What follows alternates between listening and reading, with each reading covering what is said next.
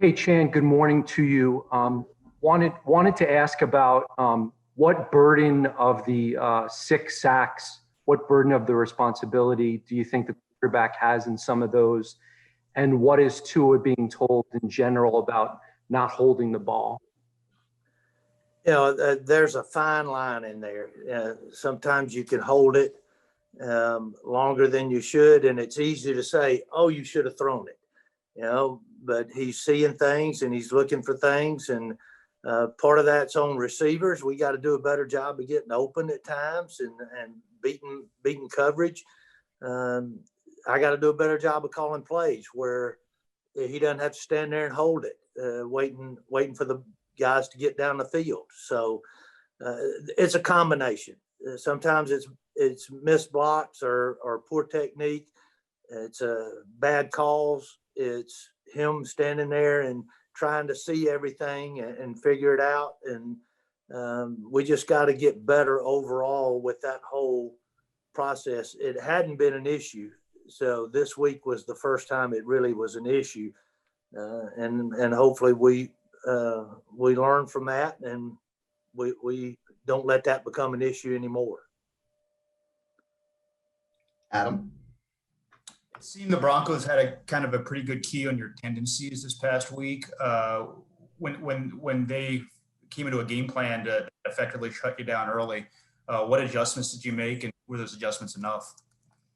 Well, we felt like that we had to change from the original thought process and go to a little bit more spread out stuff. And that's what we ended up doing to move the ball a little bit more, get to a little bit more, play action type stuff. So, and we were able to get a few things in there, but the problem is consistency. We've got to be able to move the ball with consistency. We got to be able to run it better. We got to be able to throw our see what we're getting defensively and throw the football effectively as well. And it just we gotta be able to adjust, and that's my job. Omar? Good morning, Shan. I want to ask you about your thoughts on the slot position. I know there's been an evolution about the position in recent years with what the Patriots have done. Do you believe that slot receiver is a specific position, or can you have any wide receiver play it? I think that there are people better suited probably in slot, but it's what you ask them to do that's the key. So if you ask them to be that little quick, short route, all that kind of stuff, then it does take a certain person. If you're talking about affecting zone coverage, getting in the deep creases and things like that, it's a different kind of guy. So I think that's overstated just a little bit that somebody's a slot receiver. I think good players can play in a lot of different places. Steve? Shan, do you feel like you have seen improvement in the running game over the course of this season? There have been spurts. We go to some games, we run it better than others. And then some people just say, hey, we're going to put big people in there and not let you run it. And that's where we've got to do a better job of countering that with the passing game when they do that. So, if they want to drop 8 every time, they can take away a lot of your passing game. If they want to put big people and 7 or 8 people up toward the line, they can take away your running game. You, as an offense, you've just got to be good enough to counter what they do and be able to adjust to take advantage of what they're doing. And I still like to keep trying to run the football because I think you need to have that balance in there. But, sometimes it's, just not as productive as it needs to be. And we have to find different ways to maybe get that done. Cam? Hey, Chan, good morning. I wanted to ask you something about Tua said on Sunday that was interesting. He said sometimes he sees guys as covered when they're not necessarily covered. and Fitz tells him just to get the completions. I wanted to get your view on maybe what he's seeing as far as guys being covered or not covered and what you tell him about that. Well, you know, a lot of guys, it depends on who we're talking about. You know, if a guy's on the back hip of Devontae Parker, sometimes he's not covered. You can throw it and he can make a play. If they're on the back hip of some other receiver, they might be covered. So I think it depends on the player. I think it depends on the DB. Is that a rookie out there that doesn't have speed and he's even with somebody, but we're getting ready to burst away? And I believe all this comes with experience, to be able to go out there and see a guy, okay, he's even, but he's open. Well, this guy's even, but he might not be open. So I think you have to just keep working with the receivers. You have to keep working with the routes, and you have to see it time after time after time to know this guy's going to come open. I just got to throw it in the spot and let him go get it. And then other times, don't try to force a ball. And that's a fine line. Hey, that's talking out of both sides of your mouth as an offensive coordinator. Yeah. If it's complete, great job. If it's incomplete, oh, poor decision. You shouldn't have thrown it. You know, that's easy to say. We just got to help him get more comfortable with seeing things, more reps at it, and let him keep learning and getting better. Because if he knows that that's, you know, something that he's looking at, that's an advantage for us, because at least he knows. There's some guys that don't even know that. All right, we have time for one more. We'll go to Armando. Chan, win or lose, you know that football's not static. So where are you seeing improvement in the offense across the board? Well, the problem right now is it's sporadic. You know, we go to Arizona, we play, you know, pretty good. We come out the next week, we play, you know, average. We don't play good at all this past week. We're inconsistent. So there are some improvements. We've got to get better at keeping people off balance. That's, you know, part of what I got to do is keep them off balance. And we've got to continue to grow with the people that we have. You know, we got to keep trying to work with those guys and get them in a position to be successful. Josh, I have a play calling question. With the amoeba, cover zero, and the like, is there an acceptance that you're probably going to give up some yards in the ground game, and that's just the cost of doing that kind of business and part of your balancing act as a play caller? Well, I would say, to answer that question, I think, you know, I can definitely do a better job of putting our players in better position to make plays. Obviously, situationally, you know, there's good times to call things, and then there's, you know, times that it's not so good, and it can put you at a disadvantage. And, you know, I again, that starts with me. I got to put those guys in a better position to make plays. You know, there's, you know, numerous ways that, you know, when we're moving around, people have tried to attack us. Some things have been more successful than others. There's ways for us to combat that. There's ways for us to change things. But ultimately it comes down to, you know, just putting the players in a good position based on situation.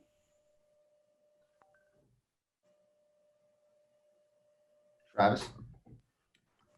Hey, good morning, Coach. Wanted to ask you about Andrew Van Ginkel, who has either scored a touchdown, blocked a punt, or forced a fumble in 5 of the last 6 games. I know you and Coach talk about getting consistency out of the non-splash plays, but I am curious, is there a trait in guys that makes it to where they are consistent to make those big plays that change games like he has lately?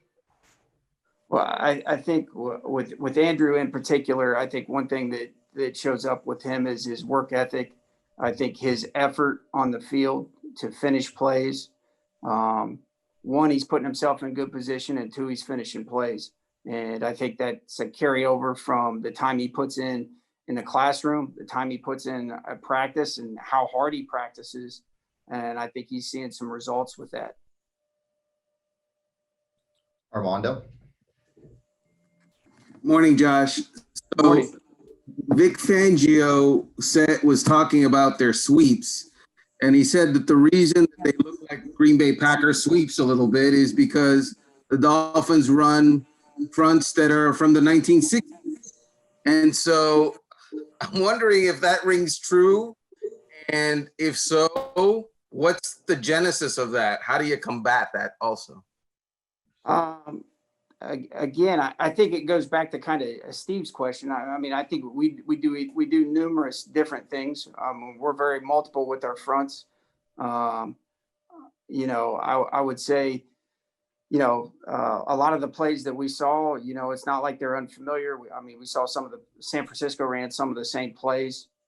Again, I think it comes down to really, you know, just making sure that, you know, on a down in, down out basis that we're putting our players in a good position to succeed. And then when things come up, you know, be able to adjust and put our guys in better spots.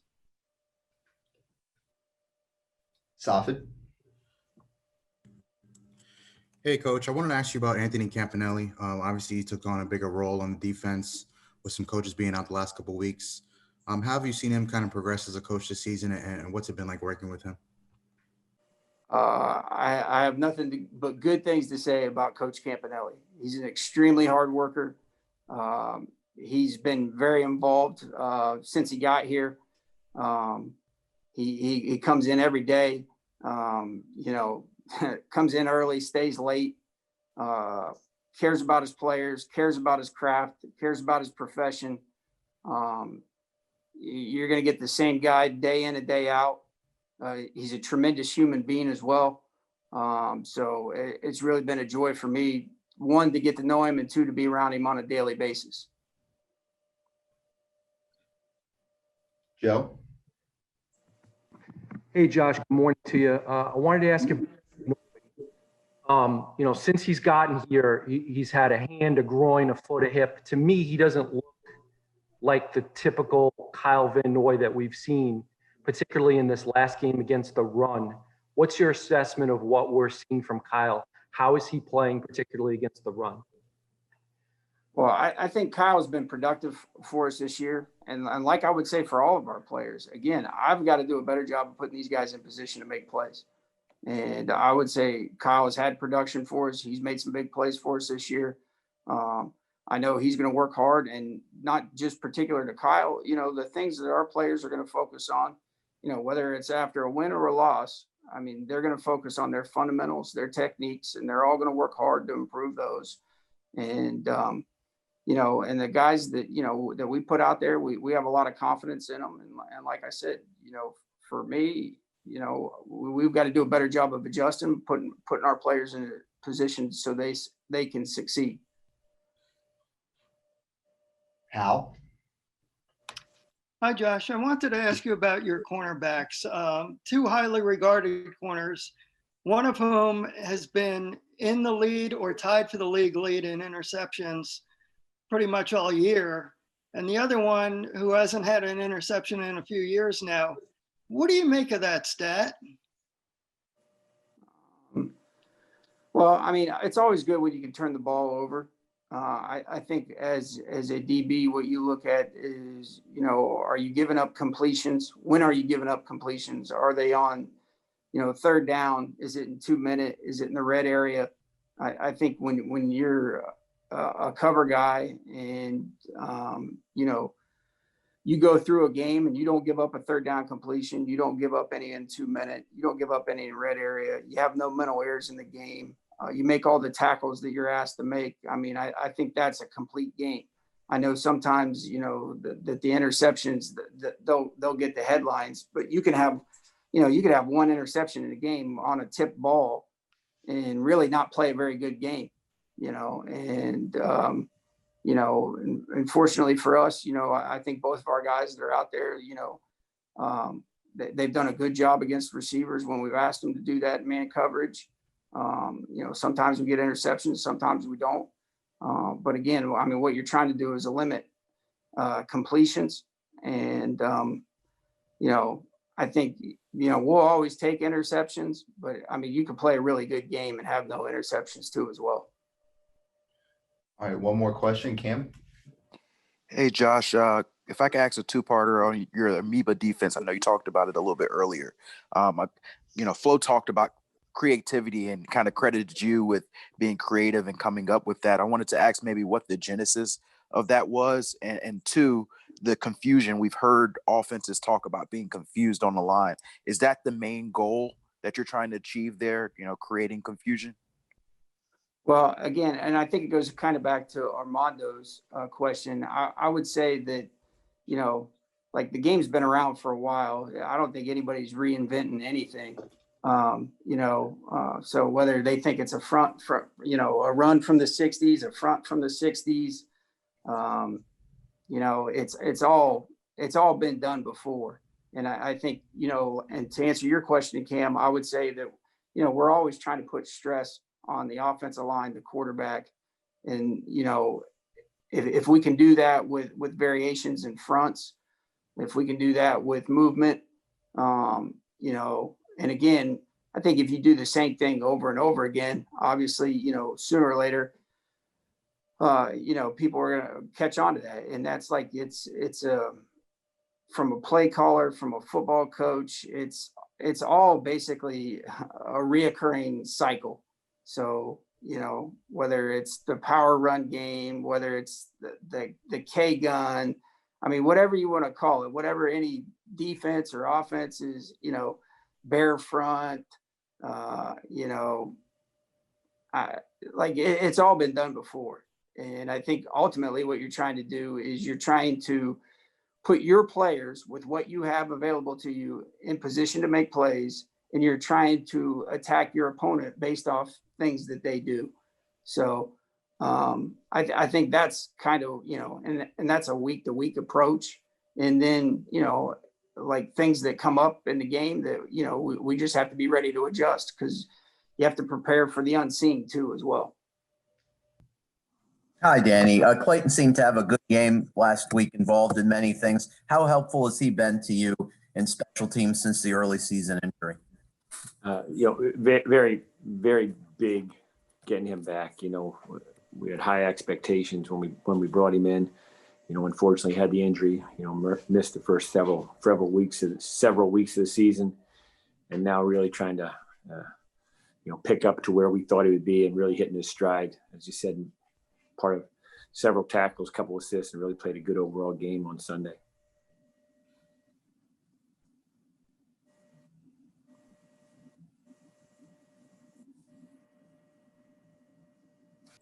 All right, we'll go to Travis. Hey, Coach, wanted to ask you about Andrew Van Ginkel. I know he's a little bit of a soft-spoken guy, but I'm just curious what it's like for you coaching a player that is so soft-spoken, and maybe just what that experience is like for you. He's got a little bit more juice than he leads on. But, since we've had Andrew, he's done everything we've asked. Went through some stuff last year, and as the season progressed, the more we put on his plate, he was able to handle it. And I think you see where that's picked up this year, both in the kicking game and defensively. We're asking a lot of him, and he is producing at a high level. Adam? Yeah, Danny, I was just curious, with the air in Denver, if it would have come down to a late kick, what would you have been comfortable with Jason? What range?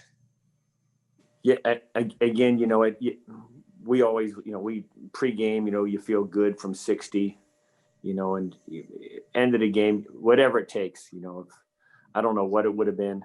I know what we hit and, what was left in it, but, then you add the elements of the game, but then you throw in the elements of, when we warm up, it's sunny and warmer at the end of the game, it's dark and a little bit cooler. So there's a lot of things that go into it, but like anything, if you have to have one, we have no problem sending Jason out there for anything.